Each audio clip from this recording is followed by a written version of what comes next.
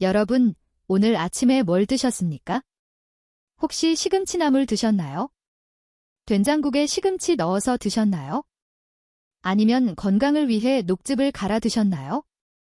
지금 충격적인 사실을 말씀드려야겠습니다. 서울대학교 병원 신장내과에서 14년간 8만 2천 명을 추적 연구한 결과가 있습니다. 60세 이후 한국인 10명 중 6명이 건강하다고 매일 먹는 채소 때문에 콩팥이 조용히 망가지고 있었습니다. 더 무서운 건 본인은 전혀 모른다는 것입니다. 증상이 없으니까요. 저는 35년간 신장내과를 전문으로 진료해온 박건우 박사입니다. 오늘 이 영상 하나가 여러분의 콩팥을 앞으로 10년, 20년 더 지켜줄 수 있습니다. 잠깐, 지금 여러분 몸 상태를 한번 점검해 보시겠습니까? 아주 간단합니다. 첫째, 소변색이 탁하거나 거품이 많이 생기시나요? 아니면 맑고 거품이 거의 없으신가요? 둘째, 아침에 눈 주위나 손가락이 붓는 편이신가요? 아니면 가볍고 편안하신가요? 셋째, 최근 들어 입맛이 없고 속이 메스꺼운 느낌이 자주 드시나요? 아니면 식욕이 정상이신가요? 넷째, 밤에 소변 때문에 입원 이상 깨시나요? 아니면 아침까지 푹 주무시나요? 다섯째, 이유 없이 온몸이 가렵거나 피부가 건조해지셨나요? 이 5가지 중에 2가지 이상 해당되신다면 지금 여러분의 콩팥은 조용히 도움을 요청하고 있는 것입니다. 하지만 걱정 마세요. 오늘 이 영상을 끝까지 보시면 콩팥을 망가뜨리는 채소가 무엇인지, 어떻게 바꿔야 하는지 정확히 알게 되실 겁니다. 오늘 말씀드릴 내용은 이렇습니다. 첫째, 60세 이후 콩팥이 왜 채소에 취약해지는지 정확한 원리. 둘째, 절대 피해야 할 위험한 채소 5가지와 그 이유. 셋째, 같은 채소도 이렇게 먹으면 안전해지는 조리법의 비밀. 넷째, 콩팥을 오히려 살리는 기적의 채소 5가지. 다섯째, 채소 섭취, 황금 원칙 7가지. 여섯째, 약을 드시는 분들이 반드시 알아야 할 안전수칙. 마지막으로 채소 습관 하나만 바꾸고 투석을 피한 실제 사례까지 말씀드리겠습니다. 끝까지 조용히 함께 들어주세요. 여러분과 여러분이 사랑하는 가족의 건강이 달린 이야기입니다. 자, 먼저 왜 60세 이후에는 채소 섭취가 완전히 달라져야 하는지 그 원리부터 정확히 설명드리겠습니다. 이 원리를 이해하시면 앞으로 평생 콩팥을 지키실 수 있습니다. 여러분, 집에 정수기 있으시죠? 정수기 필터를 한번 떠올려 보세요. 새 필터일 때는 아무 물이나 넣어도 깨끗하게 걸러냅니다. 불순물도 잘 걸러내고 물맛도 좋습니다.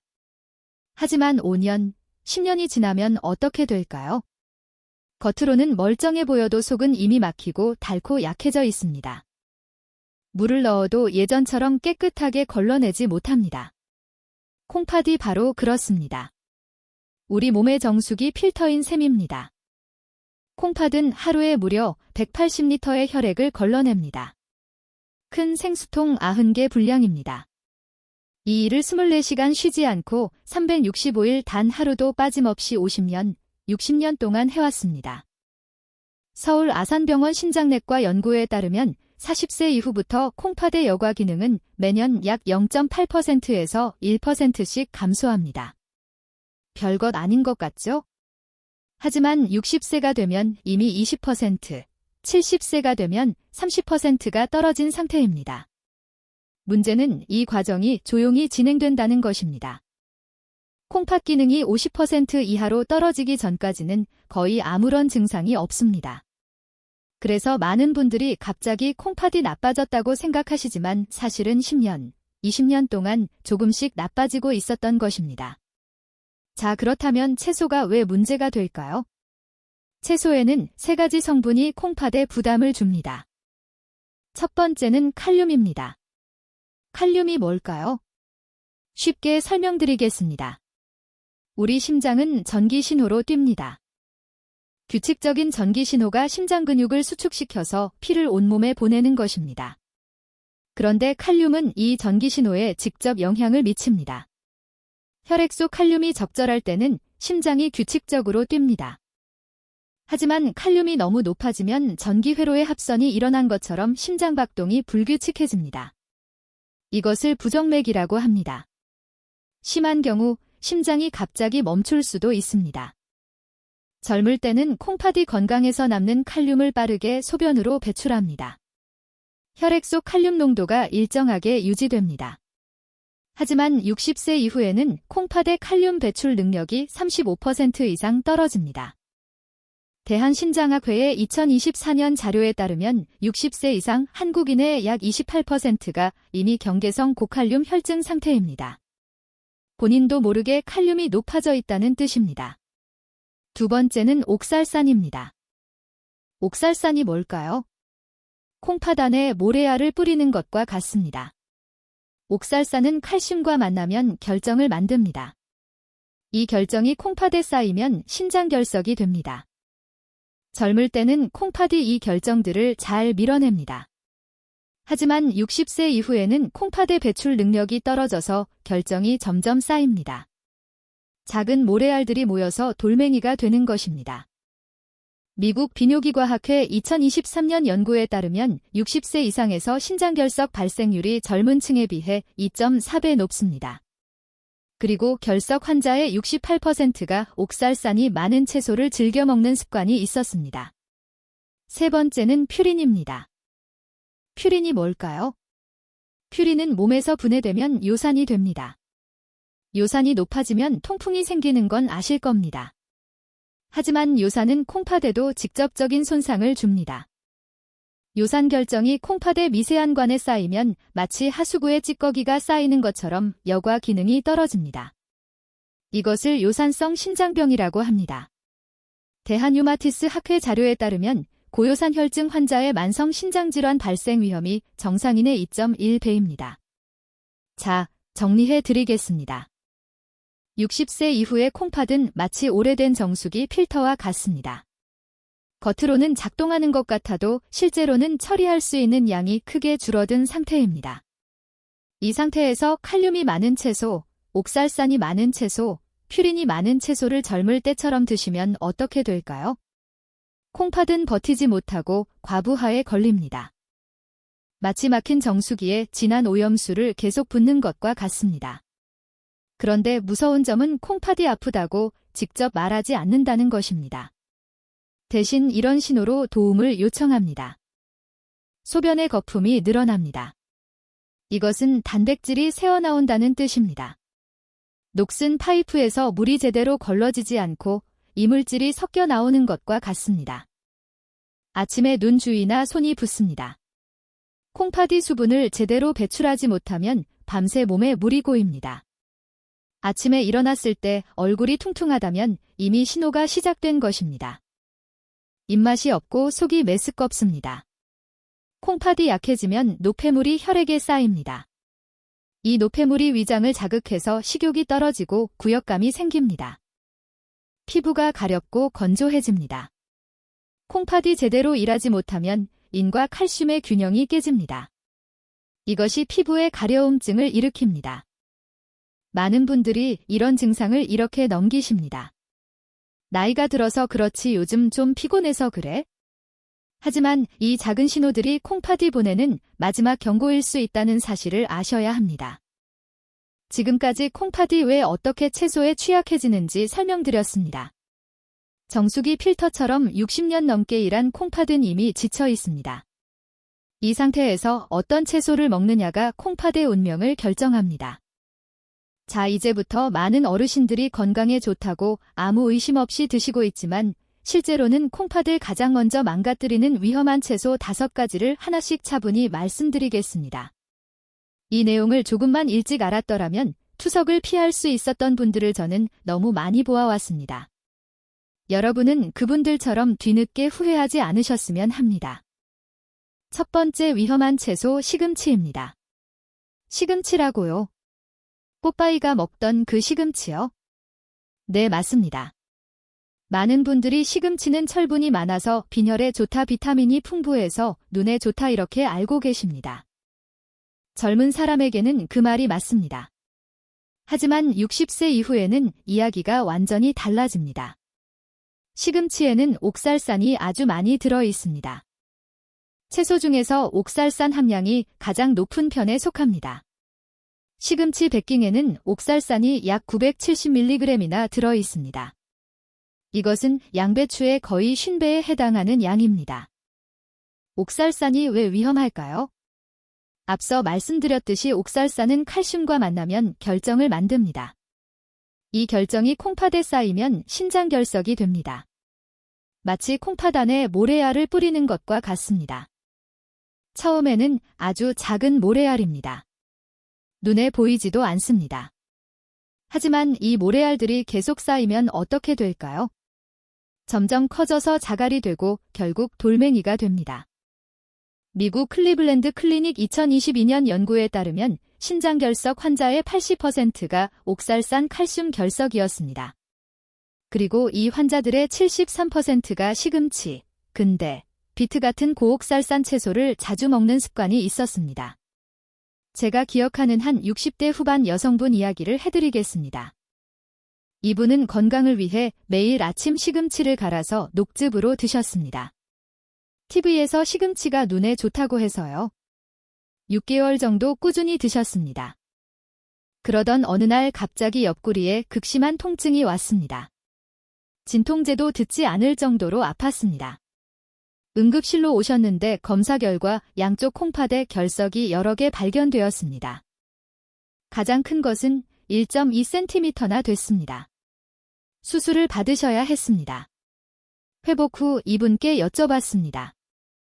선생님, 저는 건강하게 먹으려고 시금치 녹즙을 매일 마셨는데 왜 이렇게 됐을까요? 시금치 자체가 나쁜 게 아닙니다. 문제는 생으로 갈아서 매일 많은 양을 드셨다는 것입니다. 시금치를 생으로 갈면 옥살산이 그대로 흡수됩니다. 게다가 녹즙 한 잔에는 시금치 한 묶음 이상이 들어갑니다. 옥살산 폭탄을 매일 드신 셈입니다. 그렇다면 시금치를 완전히 끊어야 할까요? 아닙니다. 방법이 있습니다. 시금치를 끓는 물에 데치면 옥살산이 50%에서 60%까지 빠져나갑니다. 데친 물은 반드시 버리셔야 합니다.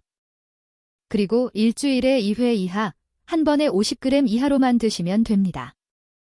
50기면 데친 시금치 두세 젓가락 정도입니다. 첫 번째 정리입니다. 시금치는 옥살산이 채소 중 가장 높습니다. 100g당 970mg. 옥살산은 콩팥의 모래알처럼 쌓여서 결석을 만듭니다. 생으로 갈아서 녹즙으로 드시면 가장 위험합니다. 데쳐서 물 버리고 일주일에 2회 이하로 드세요. 두 번째 위험한 채소 부추입니다. 부추전, 부추무침, 부추김치 우리 어르신들이 아주 좋아하시는 채소입니다. 남자한테 좋다, 정력에 좋다 이런 말도 많이 들으셨죠. 하지만 60세 이후 콩팥에게는 부추가 큰 부담이 될 수 있습니다. 부추에는 칼륨이 아주 많이 들어 있습니다.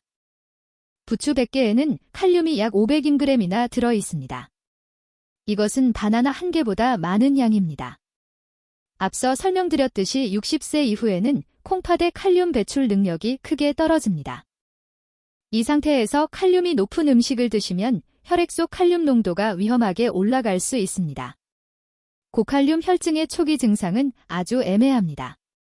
손발이 저릿저릿한 느낌, 근육에 힘이 빠지는 느낌, 가슴이 두근거리거나 숨이 답답한 느낌. 대부분의 어르신들이 대수롭지 않게 넘기십니다. 피곤해서 그렇겠지, 더워서 그렇겠지 하고요. 하지만 이 상태가 계속되면 부정맥이 생기고 심한 경우 심장정지까지 이어질 수 있습니다. 서울대학교 병원 응급의학과 통계에 따르면 60세 이상 심장 관련 응급 환자 중 18%가 고칼륨 혈증과 관련이 있었습니다. 그리고 이 환자들의 상당수가 부추, 시금치, 미나리 같은 칼륨이 높은 채소를 즐겨 먹는 습관이 있었습니다. 제가 진료했던 70대 초반 남성분 이야기입니다. 이분은 부추가 남자한테 좋다는 말을 믿고 매일 저녁 부추전을 드셨습니다. 부인분이 정성껏 구워주시는 부추전이 너무 맛있어서 한 판씩 드셨다고 합니다. 어느 날 갑자기 온몸에 힘이 빠지고 가슴이 답답하다고 오셨습니다.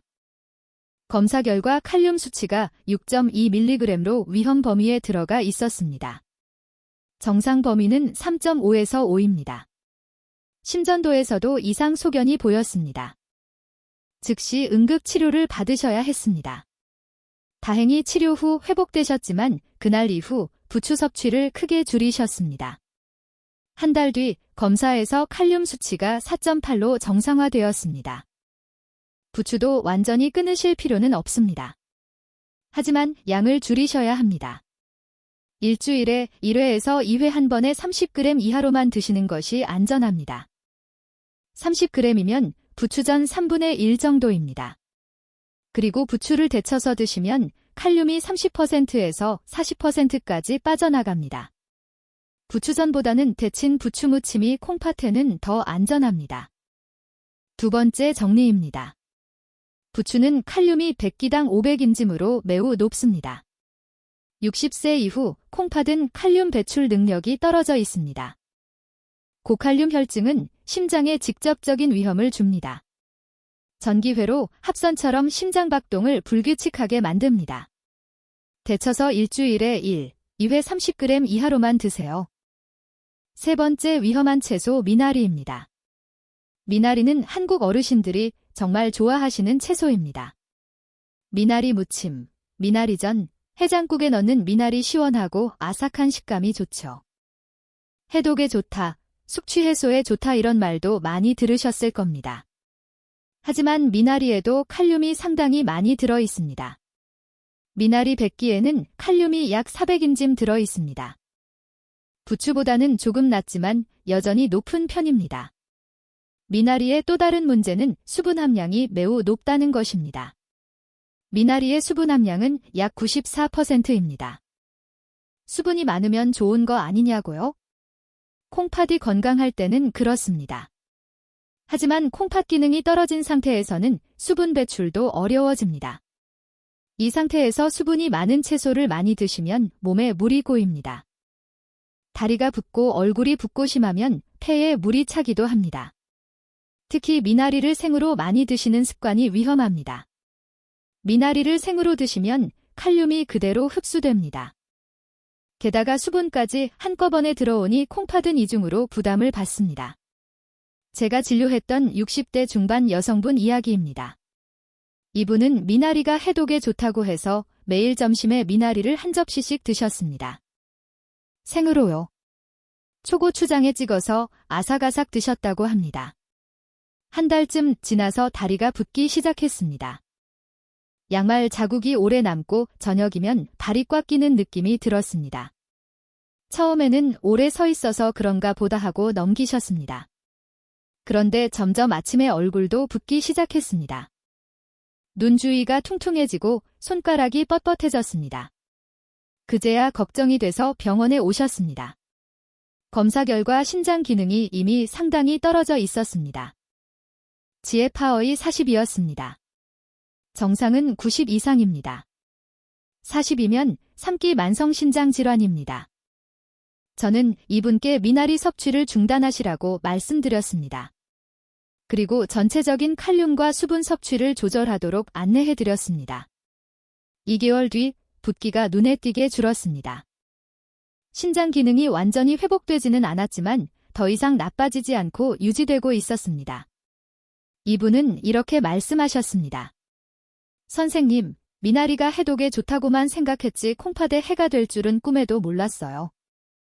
미나리를 드시려면 반드시 데쳐서 드세요. 데치면 칼륨이 40%까지 빠져나갑니다. 그리고 일주일에 1회 50기 이하로만 드시는 것이 안전합니다. 세 번째 정리입니다. 미나리는 칼륨이 높고 수분 함량도 94%로 매우 높습니다. 콩팥이 약한 분에게는 이중 부담입니다. 생으로 많이 드시면 부기가 올 수 있습니다. 데쳐서 일주일에 1회 50기 이하로만 드세요. 네 번째 위험한 채소 콩나물입니다. 콩나물은 우리 식탁에서 가장 흔한 채소 중 하나입니다. 콩나물국, 콩나물 무침, 콩나물밥. 값도 싸고 영양도 좋다고 알려져 있습니다.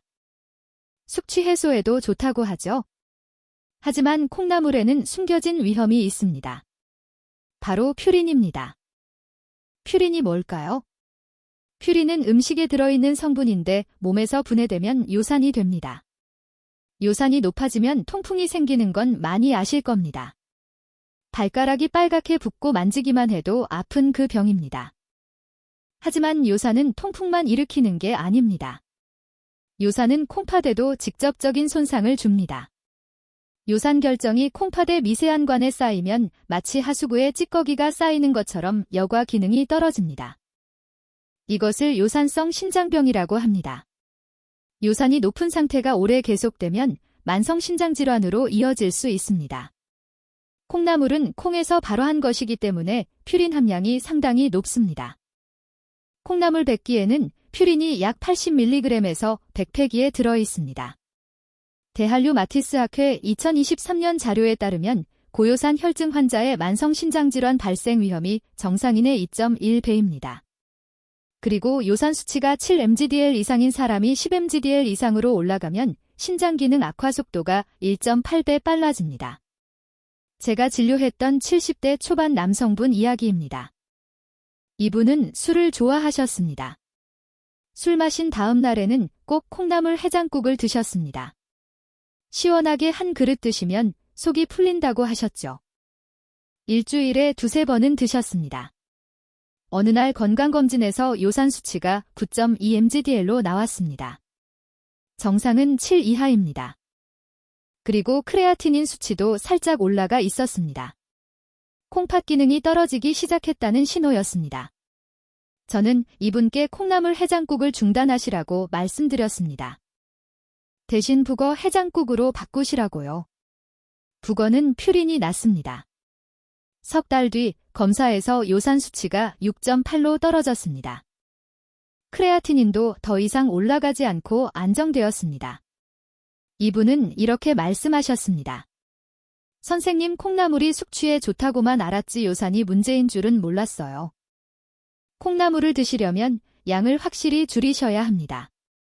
일주일에 1회 한 번에 50기 이하로만 드시는 것이 안전합니다. 그리고 통풍이 있으시거나 요산 수치가 높은 분은 콩나물을 완전히 피하시는 것이 좋습니다. 네 번째 정리입니다. 콩나물은 퓨린 함량이 높습니다. 퓨린은 분해되어 요산이 됩니다. 요산은 통풍뿐 아니라 콩팥에도 직접 손상을 줍니다. 하수구에 찌꺼기가 쌓이는 것처럼요. 통풍이나 고요산 혈증이 있으면 피하시고 그렇지 않더라도 일주일에 1회 50기 이하로만 드세요. 5번째 위험한 채소. 토마토입니다. 토마토요. 토마토가 채소인가요? 과일인가요? 식물학적으로는 과일이지만 요리에서는 채소로 분류됩니다. 오늘은 채소로 포함해서 말씀드리겠습니다. 토마토는 건강식품의 대명사처럼 알려져 있습니다. 라이코펜이 암 예방에 좋다. 심장에 좋다. 피부에 좋다. 이런 말 많이 들으셨죠? 젊은 사람에게는 그 말이 맞습니다. 하지만 60세 이후, 특히 콩팥이 약하신 분에게는 토마토도 조심해야 합니다. 토마토에는 칼륨이 상당히 많이 들어 있습니다. 토마토 한 개, 약 150개는 칼륨이 약 350mg 들어 있습니다. 그리고 토마토는 산성식품입니다. 산성도가 높습니다. 콩팥이 건강할 때는 이 산성을 중화시켜서 몸의 산염기 균형을 유지합니다. 하지만 콩팥 기능이 떨어지면 산성을 처리하는 능력도 함께 떨어집니다. 몸이 점점 산성으로 기울게 됩니다. 이것을 대사성 산증이라고 합니다. 대사성 산증이 계속되면 근육이 빠지고 뼈가 약해지고 피로감이 심해집니다. 콩팥 기능도 더 빨리 나빠집니다. 특히 문제가 되는 것은 토마토 주스나 케첩입니다. 토마토 주스 1컵에는 토마토 3개에서 4개 분량이 들어갑니다. 칼륨도 3배에서 4배가 됩니다. 케첩은 거기에 나트륨까지 많이 들어 있습니다. 나트륨은 콩팥에 또 다른 부담을 줍니다. 미국 신장재단 자료에 따르면 만성 신장질환 환자에게 토마토와 토마토 가공품은 주의해야 할 식품 목록에 포함되어 있습니다. 제가 진료했던 60대 후반 남성분 이야기입니다. 이분은 전립선 건강을 위해 매일 토마토 주스를 한 잔씩 드셨습니다. 라이코펜이 전립선에 좋다고 해서요. 그리고 식사할 때마다 케첩을 많이 드셨습니다. 감자튀김, 계란 프라이, 볶음밥에도 케첩을 뿌려 드셨습니다. 어느 날 갑자기 온몸에 기운이 없고 구역감이 심하다고 오셨습니다. 검사 결과 칼륨이 5.9로 높았고 혈액산도도 정상보다 낮았습니다. 약한 대사성 산증 상태였습니다. 저는 이분께 토마토 주스와 케첩 섭취를 중단하시라고 말씀드렸습니다. 대신 전립선 건강을 위해서는 호박씨나 견과류를 추천해 드렸습니다. 한 달 뒤 피로감이 눈에 띄게 줄었고 칼륨 수치도 4.7로 정상화되었습니다. 토마토를 드시려면 생토마토를 조금씩만 드세요. 중간 크기 토마토 반개 약 70억 정도가 적당합니다. 토마토 주스와 케첩은 되도록 피하시고 드시더라도 아주 소량만 드세요. 5번째 정리입니다. 토마토는 칼륨이 높고 산성도가 높습니다. 콩팥이 약하면 산성을 처리하지 못해 대사성 산증이 올 수 있습니다. 토마토 주스와 케첩은 칼륨과 나트륨이 농축되어 있어 더 위험합니다. 생토마토 반개 이하로만 드세요. 여러분, 지금까지 60세 이후 절대 피해야 할 채소 5가지를 말씀드렸습니다.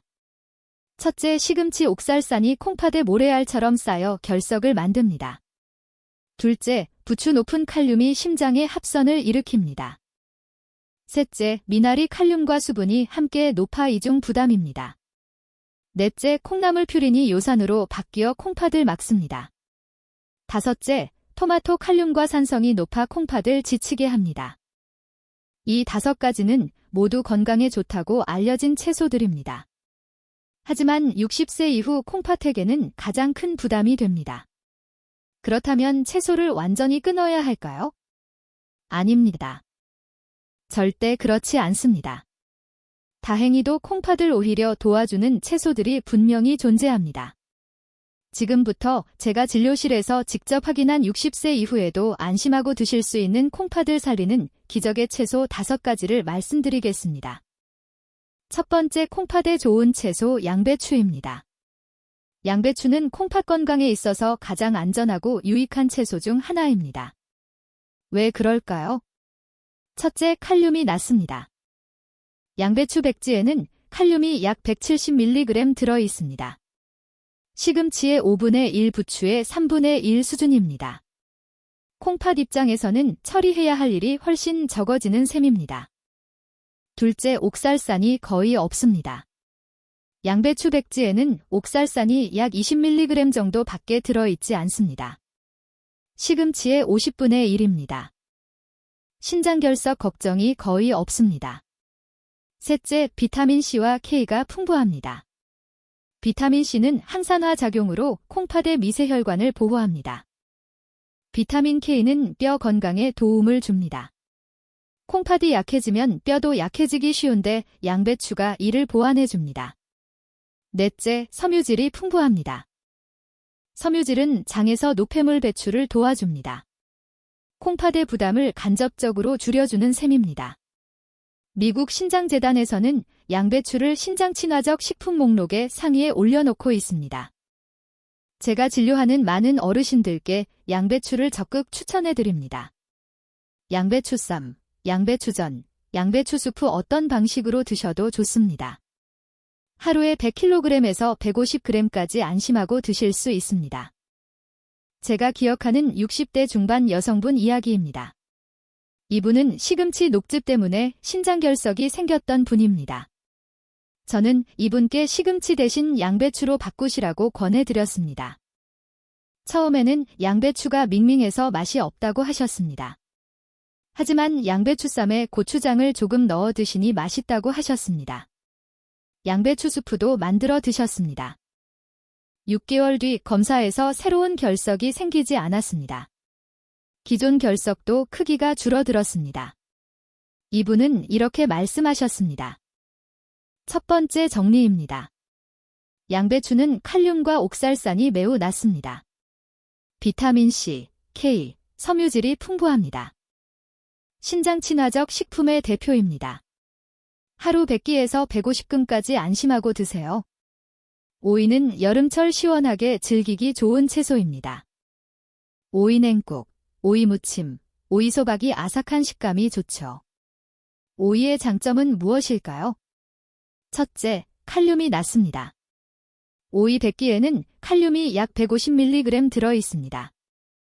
채소 중에서 가장 낮은 편에 속합니다. 둘째, 수분 함량이 96%입니다. 오이를 먹으면 자연스럽게 수분 보충이 됩니다. 그런데 미나리와 뭐가 다르냐고요? 오이는 미나리보다 칼륨이 훨씬 낮습니다. 미나리는 칼륨이 400mg인데 오이는 150mg입니다. 수분은 많지만 칼륨 부담이 적기 때문에 콩팥에 더 안전합니다. 셋째, 이뇨작용이 있습니다. 오이에는 쿠커비타신이라는 성분이 있는데 이것이 부드러운 이뇨작용을 합니다. 콩팥이 노폐물을 배출하는 데 도움을 줍니다. 미국 국립신장재단에서는 오이를 저칼륨 채소로 분류하고 신장질환 환자에게 안전한 채소로 권장하고 있습니다. 제가 진료했던 70대 초반 남성분 이야기입니다. 이분은 미나리를 즐겨 드시다가 부기가 생겼던 분입니다. 저는 이분께 미나리 대신 오이로 바꾸시라고 권해드렸습니다. 처음에는 오이가 미나리만큼 시원하지 않다고 하셨습니다. 하지만 오이 냉국을 해드시니 미나리 못지않게 시원하다고 하셨습니다. 오이 무침도 자주 해드셨습니다. 한 달 뒤 부기가 눈에 띄게 줄었습니다. 다리도 가벼워지고 얼굴도 덜 붓는다고 하셨습니다. 두 번째 정리입니다. 오이는 칼륨이 150mg으로 채소 중 가장 낮습니다. 수분이 많지만 칼륨 부담이 적어 안전합니다. 부드러운 이뇨작용으로 노폐물 배출을 돕습니다. 하루 100끼에서 200지까지 안심하고 드세요. 세 번째, 콩팥에 좋은 채소. 피망과 파프리카입니다. 빨간 피망, 노란 피망, 주황 피망. 색깔이 예쁘고 아삭한 식감이 좋죠. 피망볶음, 샐러드, 잡채에 넣어도 좋습니다. 피망의 장점은 무엇일까요? 첫째, 칼륨이 적당히 낮습니다. 피망 100구에는 칼륨이 약 180mg 들어 있습니다. 양배추와 비슷한 수준입니다. 둘째, 비타민C가 매우 풍부합니다. 빨간 피망 100끼에는 비타민C가 190mg이나 들어 있습니다. 오렌지의 3배입니다. 비타민C는 강력한 항산화제로 콩팥의 미세혈관을 보호합니다. 셋째, 라이코펜과 베타카로틴이 풍부합니다. 특히 빨간 피망에 많습니다. 이 성분들은 항산화 작용으로 콩팥의 염증을 줄여줍니다. 미국 신장재단에서는 피망을 신장 친화적 슈퍼푸드 중 하나로 꼽고 있습니다. 제가 진료했던 60대 후반 여성분 이야기입니다. 이분은 토마토 주스를 즐겨 드시다가 칼륨이 높아졌던 분입니다. 라이코펜 때문에 드셨다고 하셨습니다. 저는 이분께 토마토 대신 빨간 피망으로 바꾸시라고 권해드렸습니다. 빨간 피망에도 라이코펜이 풍부하고 칼륨은 토마토의 절반 수준이라고 설명드렸습니다. 이분은 피망을 볶아서 드시기도 하고 생으로 썰어서 샐러드로 드시기도 하셨습니다. 한 달 뒤 칼륨 수치가 안정되었고 라이코펜 섭취도 계속하실 수 있게 되었습니다. 세 번째 정리입니다. 피망은 칼륨이 180mg으로 낮습니다. 비타민C가 오렌지의 3배로 매우 풍부합니다. 라이코펜과 베타카로틴이 콩팥 염증을 줄여줍니다. 하루 100g에서 150g까지 안심하고 드세요. 네 번째, 콩팥에 좋은 채소 무입니다. 무는 한국 음식에서 빠질 수 없는 채소입니다. 깍두기, 무생채, 무조림, 무국 사계절 내내 먹을 수 있죠. 무의 장점은 무엇일까요? 첫째, 칼륨이 적당히 낮습니다. 무 100개는 칼륨이 약 230mg 들어 있습니다. 시금치나 부추에 비하면 절반 이하입니다. 둘째, 소화 효소가 풍부합니다. 무에는 디아스타제라는 소화 효소가 들어 있습니다. 이 효소가 소화를 도와 위장 부담을 줄여줍니다. 소화가 잘 되면 콩팥으로 가는 노폐물 부담도 줄어듭니다. 셋째, 이소디오시아네이트라는 성분이 있습니다. 이 성분은 항염증 작용을 합니다. 콩팥의 염증을 줄여주는데 도움이 됩니다. 넷째, 물을 삶으면 칼륨이 더 빠져나갑니다. 무국 무조림처럼 익혀서 드시면 칼륨이 30%에서 40%까지 줄어듭니다. 제가 진료했던 70대 초반 여성분 이야기입니다. 이분은 소화가 안 되고 속이 더부룩하다고 자주 호소하셨습니다. 콩팥 기능도 약간 떨어져 있었습니다. 저는 이분께 식사 때 무생채나 무조림을 조금씩 곁들여 드시라고 권해드렸습니다. 무의 소화 효소가 도움이 될 거라고 설명드렸습니다. 한 달 뒤 소화가 훨씬 나아졌다고 하셨습니다. 속이 편하니 식사도 잘 하시게 되었습니다. 콩팥 수치도 안정적으로 유지되었습니다. 네 번째 정리입니다. 무는 칼륨이 230mg으로 적당히 낮습니다. 소화 효소가 풍부해 위장 부담을 줄여줍니다. 익혀서 드시면 칼륨이 더 줄어듭니다. 하루 100개에서 150개까지 안심하고 드세요. 다섯 번째 콩팥에 좋은 채소, 양파입니다. 양파는 거의 모든 요리에 들어가는 기본 채소입니다. 볶음, 찌개, 조림, 샐러드. 양파 없이는 요리가 안 된다고 해도 과언이 아니죠. 양파의 장점은 무엇일까요? 첫째, 칼륨이 낮습니다. 양파 100개에는 칼륨이 약 160mg 들어 있습니다. 오이와 비슷한 수준입니다. 둘째, 케르세틴이 풍부합니다. 케르세틴은 강력한 항산화 물질입니다.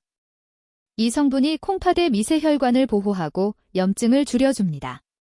특히 껍질에 가까운 바깥 부분에 케르세틴이 많이 들어 있습니다. 셋째, 프리바이오틱스가 들어 있습니다.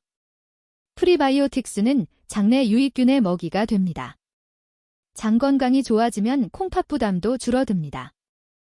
최근 연구에서는 장과 콩팥이 서로 영향을 주고받는다는 것이 밝혀지고 있습니다. 넷째, 익히면 더 달콤해집니다. 양파를 볶으면 단맛이 나서 설탕 사용을 줄일 수 있습니다. 당뇨가 있는 분들에게도 도움이 됩니다. 서울대학교 병원 영양팀에서는 양파를 신장질환 환자의 식단에 적극 활용하도록 권장하고 있습니다. 제가 진료했던 60대 중반 남성분 이야기입니다. 이분은 고혈압과 함께 초기 만성 신장질환을 가지고 계셨습니다. 식단 조절이 필요했습니다. 저는 이분께 양파를 적극적으로 활용하시라고 권해드렸습니다. 볶음 요리에 양파를 많이 넣으시면 맛도 좋고 다른 조미료 사용도 줄일 수 있다고요. 이분은 양파 볶음밥, 양파 달걀 볶음 등을 자주 해드셨습니다. 6개월 뒤 혈압도 안정되고 콩팥 수치도 더 이상 나빠지지 않았습니다. 다섯 번째 정리입니다. 양파는 칼륨이 160mg으로 낮습니다. 케르세틴이 콩팥 혈관을 보호합니다. 프리바이오틱스가 장 건강을 도와 콩팥 부담을 줄입니다. 하루 50개에서 100끼까지 안심하고 드세요. 여러분, 지금까지 콩팥에 좋은 채소 5가지를 말씀드렸습니다. 첫째, 양배추. 칼륨과 옥살산이 낮고 비타민이 풍부합니다. 둘째, 오이. 칼륨이 가장 낮고 수분 보충에 좋습니다. 셋째, 피망. 비타민C가 풍부하고 항산화 효과가 있습니다. 넷째, 무소화를 돕고 익히면 칼륨이 더 줄어듭니다. 다섯째, 양파. 케르세틴이 혈관을 보호합니다. 이 5가지 채소는 특별한 약이 아닙니다. 하지만 콩팥이 가장 싫어하는 자극을 피하고 가장 좋아하는 방식으로 도와주는 채소입니다. 그렇다면 이 좋은 채소들도 아무 때나 아무렇게나 먹어도 될까요? 아닙니다. 같은 채소라도 언제 얼마나 어떻게 먹느냐에 따라 약이 될 수도 있고 독이 될 수도 있습니다. 지금부터 제가 진료실에서 어르신들께 반드시 말씀드리는 채소 섭취, 황금 원칙 7가지를 차분히 설명드리겠습니다. 이 원칙만 지키시면 채소를 안심하고 드실 수 있습니다. 첫 번째 황금 원칙, 데쳐서 물 버리기입니다. 이것이 가장 중요한 원칙입니다. 채소를 끓는 물에 데치면 칼륨과 옥살산이 물로 빠져나갑니다. 시금치를 데치면 옥살산이 50%에서 60% 빠져나갑니다. 부추를 데치면 칼륨이 30%에서 40% 빠져나갑니다. 미나리를 데치면 칼륨이 40%까지 빠져나갑니다. 중요한 것은 데친 물을 반드시 버리는 것입니다. 그 물에 칼륨과 옥살산이 녹아 있습니다. 그 물로 국을 끓이거나 다시 요리에 사용하시면 안 됩니다. 마치 빨래를 헹구는 것과 같습니다. 때에 묻은 빨래를 물에 넣고 헹구면 더러운 것이 물로 빠져나오죠. 그 물을 버려야 빨래가 깨끗해집니다. 채소도 마찬가지입니다. 데친 물을 버려야 나쁜 성분이 빠져나갑니다. 데치는 시간은 2분에서 3분이면 충분합니다. 너무 오래 데치면 영양소까지 다 빠져나가니 적당히 데치세요. 첫 번째 원칙 정리입니다. 데쳐서 물 버리기. 칼륨과 옥살산이 30%에서 60%까지 빠져나갑니다. 빨래 헹구듯이 더러운 물은 반드시 버리세요. 두 번째, 황금 원칙. 하루 채소 총량 300개 이하입니다. 아무리 좋은 채소라도 양이 많아지면 콩팥에 부담이 됩니다. 칼륨이 낮은 양배추라도 한꺼번에 500찍을 드시면 칼륨 총량은 850mg이 됩니다. 콩팥이 약한 분에게는 상당한 양입니다. 하루에 드시는 채소 총량을 300g 이하로 유지하시는 것이 안전합니다. 300찍이면 대략 이 정도입니다. 양배추 두세 장, 오이 반 개, 무 두세 조각, 피망 반 개, 양파 4분의 1개. 이 중에서 두세 가지를 골라 드시면 됩니다. 두 번째, 원칙 정리입니다. 하루 채소 총량 300g 이하. 좋은 채소도 많이 먹으면 콩팥에 부담이 됩니다. 세 번째, 황금 원칙. 한 가지 채소만 몰아서 먹지 마세요.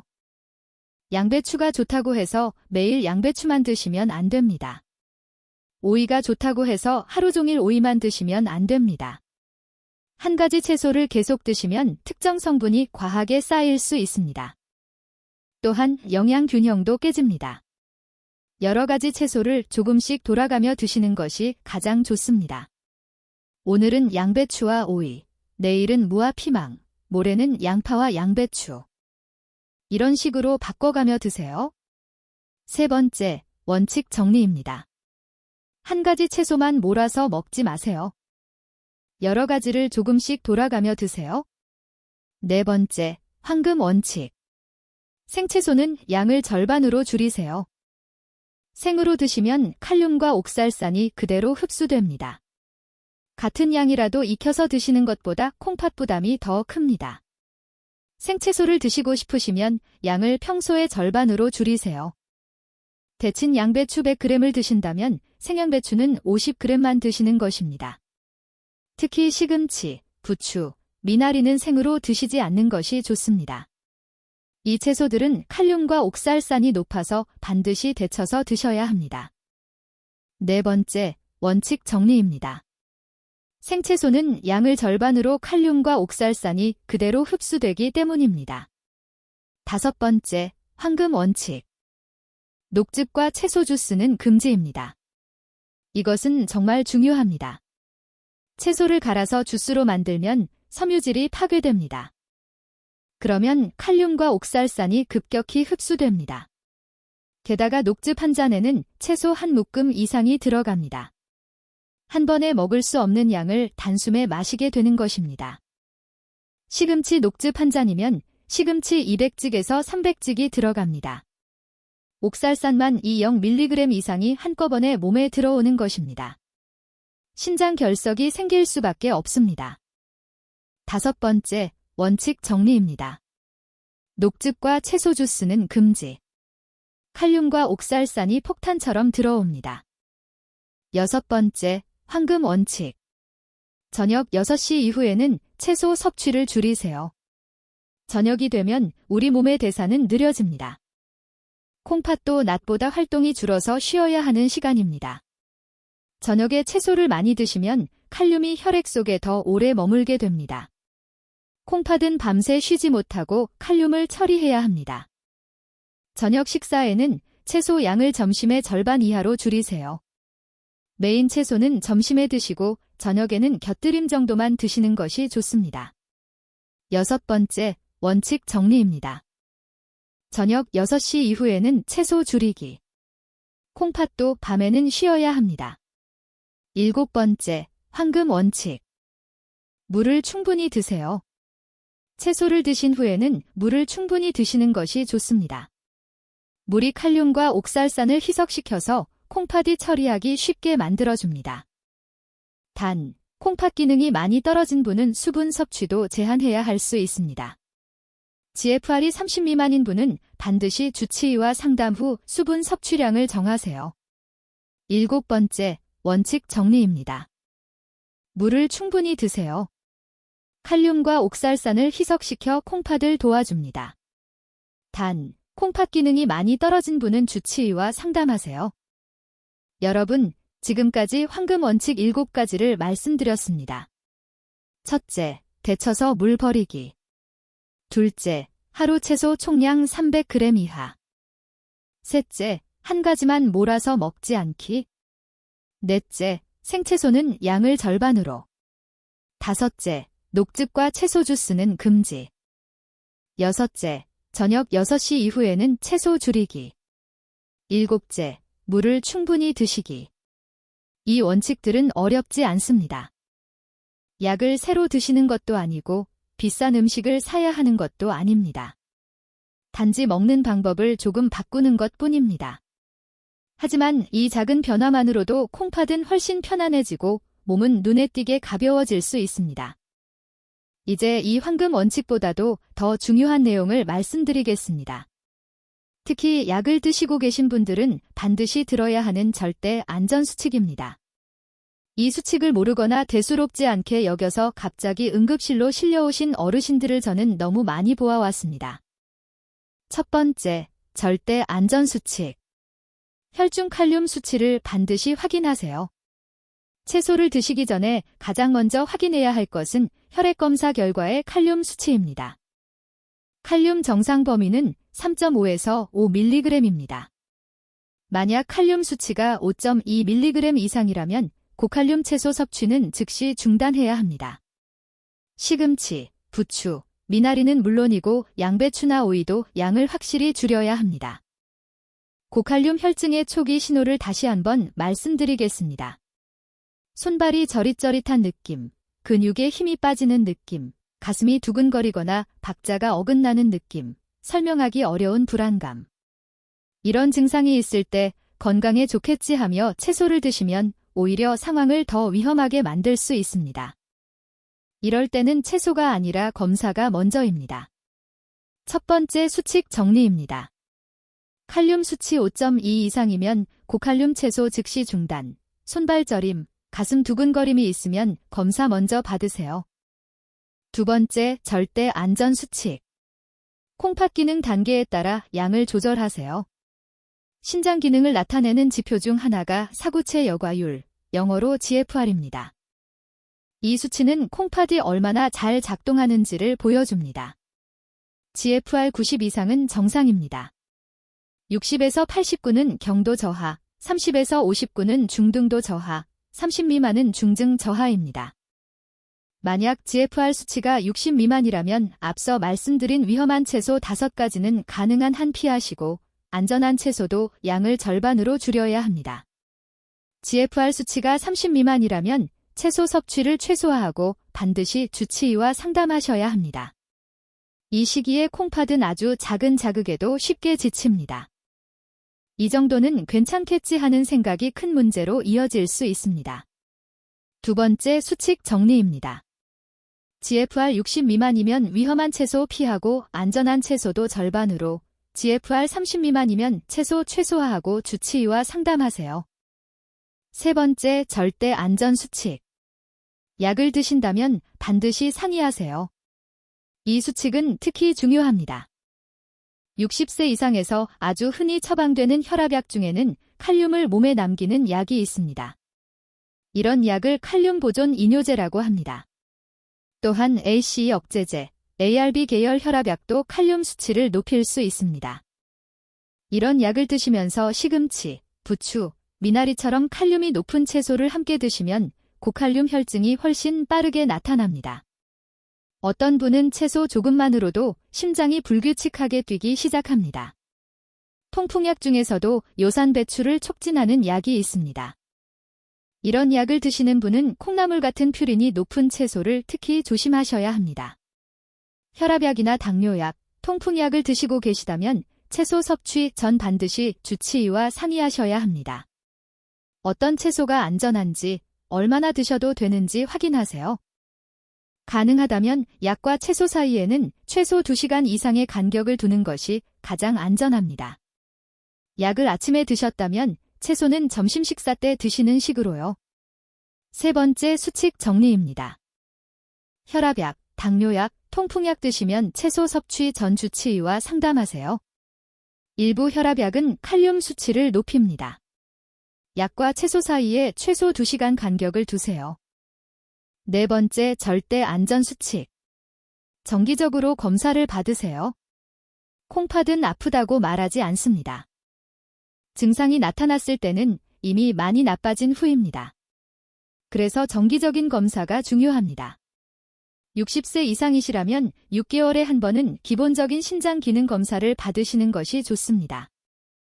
크레아티닌, GFR, 칼륨, 요산 수치를 확인하세요. 만약 이미 만성 신장 질환 진단을 받으셨다면 3개월에 한 번은 검사를 받으세요. 수치 변화를 보면서 채소 섭취량을 조절하시면 됩니다. 네 번째 수칙 정리입니다. 정기적으로 검사를 받으세요. 60세 이상은 6개월에 한 번, 만성 신장 질환이면 3개월에 한 번, 콩팥은 아프다고 말하지 않습니다. 여러분, 지금까지 절대 안전 수칙 4가지를 말씀드렸습니다. 첫째, 칼륨 수치 5.2 이상이면 고칼륨 채소 즉시 중단. 둘째, GFR 60 미만이면 위험한 채소 피하고 안전한 채소도 절반으로. 셋째, 약을 드신다면 반드시 주치의와 상담하기. 넷째, 정기적으로 검사받기. 이 4가지 안전수칙은 콩팥을 지키는 마지막 방어선입니다. 채소를 아무리 조심해서 드셔도 이 수칙을 모르고 지나치면 위험은 언제든 찾아올 수 있습니다. 하지만 이제 여러분은 알게 되셨습니다. 무엇을 조심해야 하는지, 언제 멈춰야 하는지, 누구에게 물어봐야 하는지, 지금까지 말씀드린 내용이 정말 효과가 있는지 궁금하실 겁니다. 이제 제가 실제로 만났던 어르신들의 이야기를 통해 채소 습관 하나만 바꿨을 뿐인데 약 없이도 몸이 달라진 사례를 차분히 들려드리겠습니다. 이 이야기는 여러분께 아직 늦지 않았다는 확신을 드릴 것입니다. 첫 번째 사례입니다. 투석을 피한 기적. 김영수 어르신, 70대 중반 남성분이셨습니다. 이분은 당뇨와 고혈압을 25년 넘게 앓고 계셨습니다. 처음 오셨을 때 GFR이 20이었습니다. 사기 만성 신장 질환입니다. 투석까지 얼마 남지 않은 상태였습니다. 제가 식습관을 여쭤봤더니 건강을 위해 매일 아침 시금치 된장국을 드시고 저녁에는 부추전을 즐겨 드신다고 하셨습니다. 두부도 많이 드셨습니다. 건강에 좋다고 알려진 음식들만 골라 드신 것입니다. 하지만 이 음식들이 오히려 콩팥을 더 지치게 만들고 있었습니다. 시금치의 옥살산, 부추의 칼륨, 두부의 인 모두 콩팥에 부담이 되는 성분들입니다. 저는 이분께 3가지를 부탁드렸습니다. 첫째, 시금치 된장국을 양배추 된장국으로 바꾸세요. 양배추를 데쳐서 넣으시면 됩니다. 둘째, 부추전은 월 1회 이하로 줄이세요. 대신 피망볶음이나 오이무침을 드세요. 셋째, 모든 채소는 데쳐서 물 버리고 드세요. 녹즙은 절대 금지입니다. 어르신은 처음에 어려워하셨습니다. 평생 먹던 습관을 바꾸는 게 쉽지 않으셨습니다. 하지만 투석을 피하고 싶다, 손주들 결혼식까지 건강하게 가고 싶다는 마음이 크셨습니다. 1달, 2달 조금씩 습관을 바꿔나가셨습니다. 부인분도 적극적으로 도와주셨습니다. 양배추 요리, 오이 요리를 새로 배우셔서 만들어주셨습니다. 6개월 뒤 검사 결과가 나왔습니다. GFR이 22에서 26으로 올라가 있었습니다. 물론 정상은 아닙니다. 하지만 콩팥 기능이 더 나빠지지 않고 오히려 조금 회복된 것입니다. 1년 뒤에는 GFR이 28까지 올라갔습니다. 추석 예정일이 무기한 연기되었습니다. 지금 3년이 지났지만 여전히 투석 없이 생활하고 계십니다. 어르신은 눈물을 글썽이며 말씀하셨습니다. 선생님, 채소 바꾼 것밖에 없는데 이렇게 달라질 줄 몰랐어요. 손주 얼굴 더 오래 볼 수 있게 됐어요. 감사합니다. 두 번째 사례입니다. 밤에 화장실 안 가게 됐어요. 이정희 할머니, 70대 초반 여성분이셨습니다.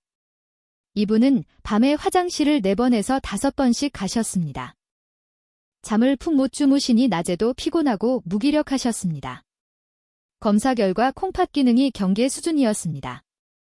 GFR이 55였습니다. 3기 초반입니다. 제가 식습관을 여쭤봤더니 저녁마다 미나리 무침을 드신다고 하셨습니다. 미나리가 시원해서 좋다고요? 그리고 자기 전에 오이를 몇 조각씩 드셨습니다. 미나리의 칼륨과 수분, 저녁 늦게 먹는 오이의 수분, 이것들이 밤에 콩팥을 쉬지 못하게 하고 있었습니다. 콩팥이 밤새 일을 해야 하니 소변이 자주 만들어지고 화장실을 자주 가시게 된 것입니다. 저는 이분께 2가지를 부탁드렸습니다. 첫째, 저녁에는 미나리 드시지 마세요. 점심에 데친 미나리를 조금만 드세요. 둘째, 저녁 6시 이후에는 수분이 많은 채소를 피하세요. 오이도 점심에 드세요. 할머니는 처음에 아쉬워하셨습니다. 저녁에 시원한 거 먹는 게 낙인데 하시면서요. 하지만 밤에 푹 자고 싶다, 낮에 기운 있게 살고 싶다는 마음이 더 크셨습니다. 2주 뒤부터 변화가 나타났습니다.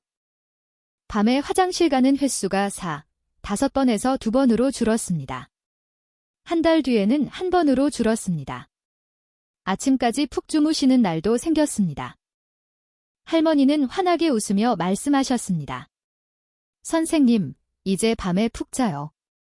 낮에도 기운이 나요. 손주들이 할머니 얼굴이 좋아졌다고 좋아해요. 3번째 사례입니다. 통풍 발작이 사라졌어요. 박정호 어르신, 60대 후반 남성분이셨습니다. 이분은 통풍으로 고생하고 계셨습니다. 발가락이 빨갛게 붓고 만지기만 해도 소리를 지를 정도로 아팠습니다. 1년에 서너 번은 발작이 왔습니다.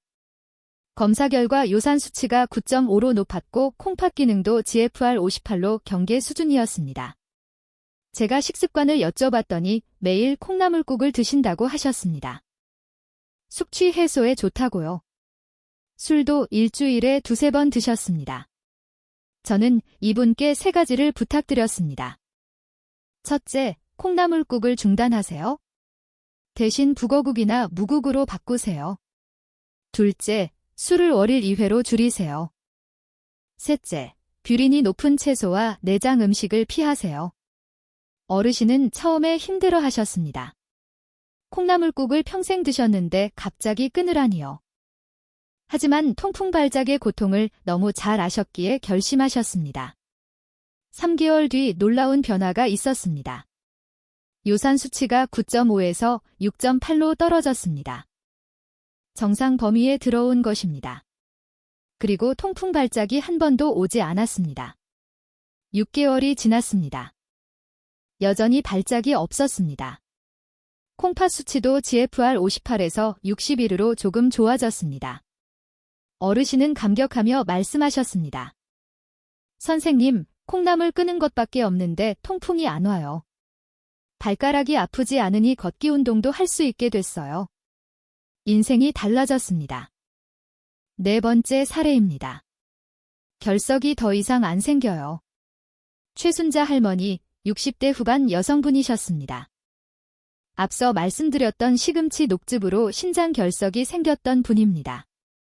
수술 후 다시는 결석이 생기지 않게 하고 싶다고 하셨습니다. 저는 이분께 4가지를 부탁드렸습니다. 첫째, 시금치 녹즙은 절대 금지입니다. 둘째, 시금치를 드시려면 반드시 데쳐서 일주일에 1회 50개 이하로만 드세요. 셋째, 양배추, 오이, 피망으로 채소를 바꾸세요. 넷째, 물을 하루 1.5리터 이상 충분히 드세요. 할머니는 열심히 따라하셨습니다. 양배추쌈, 오이 냉국, 피망볶음, 새로운 채소 요리들을 배워서 즐겁게 드셨습니다. 물도 꾸준히 드셨습니다. 6개월 뒤 검사에서 새로운 결석이 생기지 않았습니다. 기존에 남아있던 작은 결석도 크기가 줄어들었습니다. 1년이 지났습니다. 여전히 새로운 결석이 없습니다. 할머니는 결석 때문에 고생했던 그 극심한 통증을 다시는 겪지 않으셨습니다. 할머니는 환하게 웃으며 말씀하셨습니다. 선생님, 시금치가 그렇게 무서운 줄 몰랐어요. 이제 양배추가 제일 좋아요. 결석 걱정 없이 살 수 있어서 너무 행복해요. 5번째 사례입니다. 자식에게 짐이 안 될 수 있게 됐어요. 이복순 할머니, 70대 후반 여성분이셨습니다. 혼자 사시면서 건강을 위해 매일 채소를 많이 드셨습니다. 시금치, 부추, 미나리, 콩나물, 건강에 좋다고 알려진 채소는 다 드셨습니다. 자식들에게 짐이 되지 않으려고 건강을 챙기시는 거라고 하셨습니다. 그 마음이 너무 이해가 됐습니다. 우리 세대는 다 그렇습니다. 자식 키우느라, 가난한 시절 밥심으로 일하느라 내 건강은 늘 뒤로 미뤄왔습니다. 이제야 건강을 챙기려고 하시는 거잖아요. 하지만 점점 몸이 붓고 피곤해지고 입맛이 없어지셨습니다. 검사 결과 GFR이 35였습니다. 3기 후반 만성신장 질환입니다. 칼륨 수치도 5.4로 높았습니다. 저는 할머니께 이렇게 말씀드렸습니다. 할머니, 자식들에게 짐이 되지 않으시려고 건강을 챙기시는 거 맞죠? 그런데 지금 이렇게 드시면 오히려 더 빨리 몸이 나빠져서 자식들 걱정을 끼치시게 됩니다. 진짜 짐이 안 되시려면 채소를 바꾸셔야 해요. 할머니는 눈물을 글썽이셨습니다. 저는 3가지를 부탁드렸습니다. 첫째, 시금치, 부추, 미나리, 콩나물은 당분간 중단하세요. 둘째, 양배추, 오이, 무, 피망, 양파로 바꾸세요. 모두 데쳐서 드세요. 셋째, 하루 채소 총량을 200g 이하로 줄이세요. 할머니는 열심히 따라하셨습니다. 자식들에게 짐이 되지 않겠다는 마음이 강하셨습니다. 며느리분도 도와주셨습니다. 일주일에 한 번씩 안전한 채소들을 사다 드렸습니다. 3개월 뒤 놀라운 변화가 있었습니다. 붓기가 눈에 띄게 줄었습니다. 피로감도 덜해졌습니다. 입맛도 돌아왔습니다. 칼륨 수치가 5.4에서 4.6으로 떨어졌습니다. 6개월 뒤에는 GFR이 35에서 38로 조금 올라갔습니다. 콩팥 기능이 더 나빠지지 않고 안정되고 있었습니다. 할머니는 눈물을 흘리며 말씀하셨습니다. 선생님, 이제 진짜 자식에게 짐이 안 될 수 있게 됐어요. 손주들 결혼식까지 건강하게 갈 수 있을 것 같아요. 감사합니다. 정말 감사합니다. 여러분, 이 5분의 공통점은 하나입니다. 채소를 끄는 게 아니라 콩팥이 편한 방식으로 바꾸셨다는 점입니다. 비싼 약을 드신 것도 아니고 대단한 치료를 받은 것도 아닙니다. 단지 어떤 채소를 언제, 얼마나, 어떻게 먹느냐를 바꾸셨을 뿐입니다. 여러분도 할 수 있습니다. 오늘부터 바로 시작할 수 있습니다. 여러분, 지금까지 긴 이야기 함께 들어주셔서 감사합니다. 마지막으로 오늘 말씀드린 내용을 정리해 드리겠습니다. 60세 이후 콩팥이 채소에 취약해지는 이유. 콩팥은 60년 넘게 하루 180리터의 혈액을 걸러온 정수기 필터입니다. 이미 지쳐 있습니다. 칼륨, 옥살산, 퓨린을 처리하는 능력이 떨어져 있습니다. 60세 이후 절대 피해야 할 채소 5가지. 첫째, 시금치. 옥살산이 콩팥의 모래알처럼 쌓여 결석을 만듭니다. 둘째, 부추. 높은 칼륨이 전기회로 합선처럼 심장을 위협합니다. 셋째, 미나리. 칼륨과 수분이 함께 높아 콩팥의 이중 부담입니다. 넷째, 콩나물. 퓨린이 요산으로 바뀌어 콩팥을 막습니다. 하수구에 찌꺼기가 쌓이는 것처럼요. 5째, 토마토. 칼륨과 산성이 높아 콩팥을 지치게 합니다. 콩팥을 살리는 기적의 채소 5가지. 첫째, 양배추. 칼륨과 옥살산이 낮고 비타민이 풍부합니다. 신장 친화적 식품의 대표입니다. 둘째, 오이. 칼륨이 가장 낮고 수분 보충에 좋습니다. 셋째, 피망. 비타민C가 풍부하고 항산화 효과가 있습니다. 넷째, 무소화를 돕고 익히면 칼륨이 더 줄어듭니다. 5째, 양파. 케르세틴이 콩팥 혈관을 보호합니다. 황금 원칙 7가지. 첫째, 데쳐서 물 버리기. 빨래 헹구듯이 나쁜 것을 씻어내세요.